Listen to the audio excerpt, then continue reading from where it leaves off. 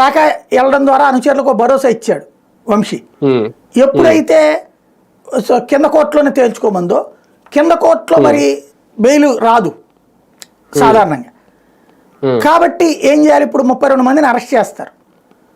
వాళ్ళని సేవ్ చేయడం కోసం ఇతను ఈ సత్యవర్ధన్ పట్టుకొచ్చే స్టెప్ చేశాడు.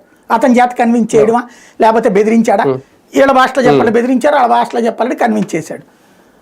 అది ఫైనల్గా కేసు విత్డ్రా అయింది.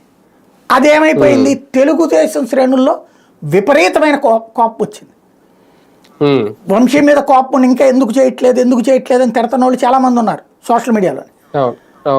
వాళ్ళందరికీ విపరీతమైన కోపం వచ్చింది. ఎందుకు మీరు ఇంకా రెడ్ డైరీ తొక్క పార్టీలో ఉండి దండగా ఇట్లాంటి కామెంట్లు విపరీతంగా పెట్టారు సోషల్ మీడియాలో.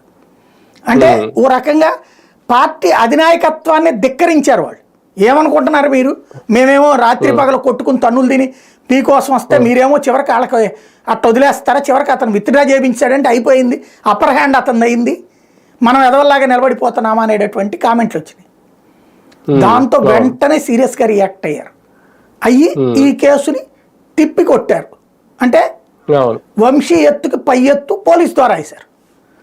వంశీ వ్యక్తిగతంగా తన ఎత్తు వేశాడు, వంశీ ఎత్తుకి పై ఎత్తు వ్యవస్థ ద్వారా వేశారు వీళ్ళు. అందులో భాగంగా ఆ కంప్లైంట్ ఎవరైతే విత్డ్రా చేసుకున్నాడో అతను ఇప్పుడు చెప్తే వాల్యూ లేదు.